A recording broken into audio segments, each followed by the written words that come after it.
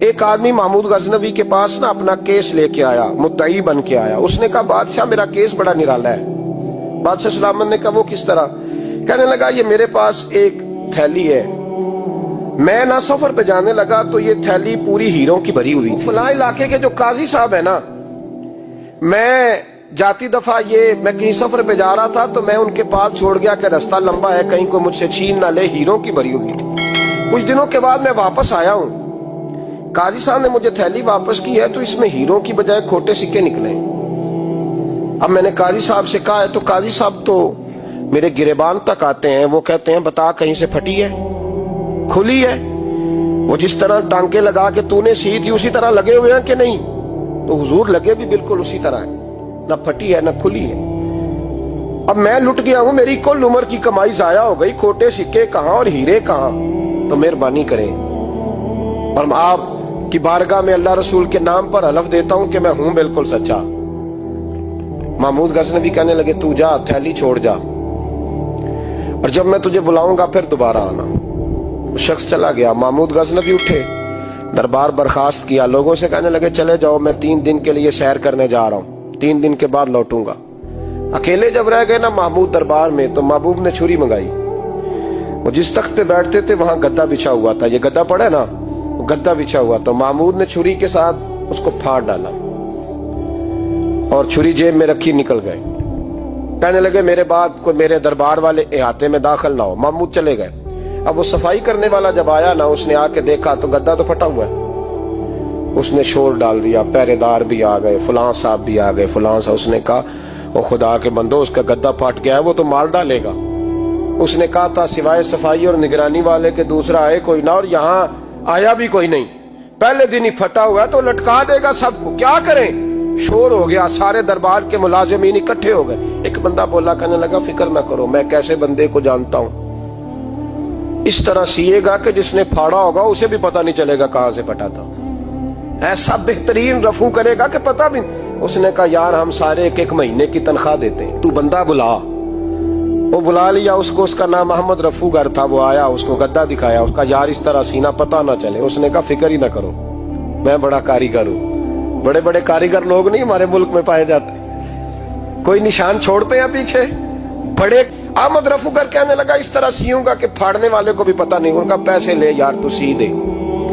اس نے سی دی، اگلے شام ہی لا کے بچھا دیا گدا. تیسرے دن بادشاہ سلامت آئے، آ کے پہلی نظر گدے پہ ڈالی. اس نے بلایا سب ملازمین کو، کہا کس نے سیا ہے؟ کہا جناب کیا ہوا؟ کہا یہ پھٹا ہوا تھا. کس نے؟ کہا نہیں پھٹا ہی نہیں.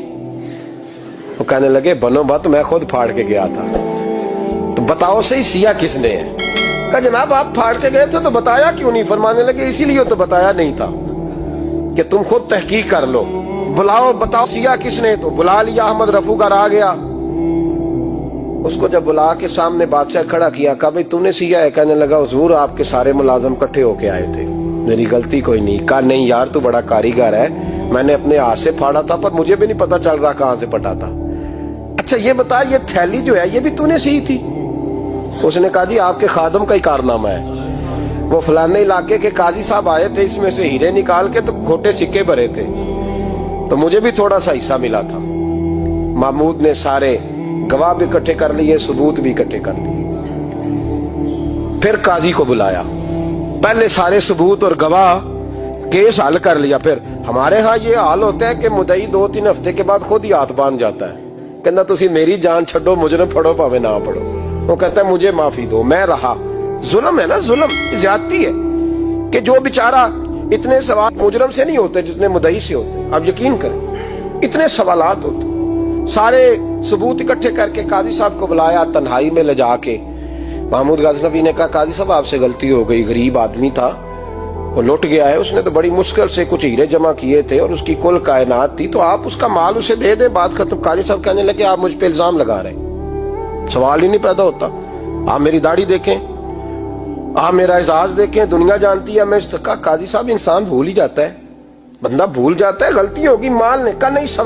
کہا میں تنہائی میں پوچھ رہا ہوں، میں اس وقت پوچھ رہا ہوں جب دوسرا موجود کوئی نہیں. آج توبہ کر لے، میں کچھ نہیں کہوں گا، تو میری زبان پہ اعتبار کر، تجھے پتا ہے میں جو کہتا ہوں اس پہ عمل بھی کرتا ہوں، باز آ جا. پر قاضی نے کہا نہیں میری غلطی کوئی نہیں، महमूद ने फिर बड़े दरबार में बुला लिया। मजमा आम में मोहलत के दिनों में जो तौबा कर ले वो बच जाते हैं, लेकिन लोग रुस्वानियों के दिनों में फिर वापस लौटते हैं अगला घर देख के, फिर हालात और तरह के हो चुके होते हैं। जब बड़े दरबार में काजी को बुलाया, भाई तू मानता है कि नहीं? उसने कहा नहीं। तो कहा बुलाओ अहमद रफूगर को।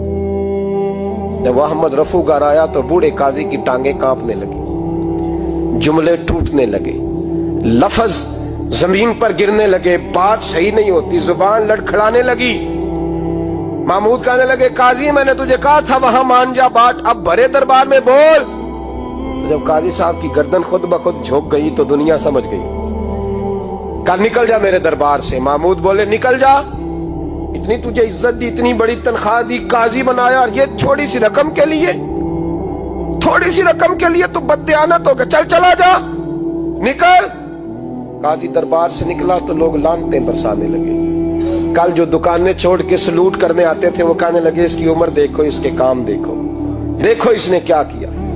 घर गया, बच्चे जिनके लिए पाप कमाया था, जिन्ना ली तू पाप कमाए हुन किथे नहीं हो तेरे घर दे, वो बच्चे कहने लगे अब्बा जी हम तो स्कूल मदरसा जाने के काबिल नहीं रहे, उम्मीद थी कि बीवी साथ देगी।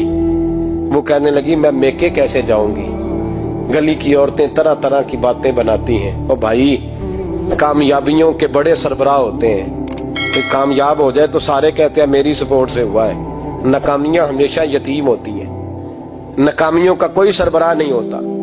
जब तक तो काजी था तो बड़े बात थी, हर बंदा कहता था रिश्तेदार है, और रुसवाई हो गई तो वो तेरी आंख हो या संगे मलामत की चुभन, कौन पहुंचा है मेरे दर्द की गहराई तक। दौरे शोहरत में तो यारों ने किया याद बहुत, साथ आया ना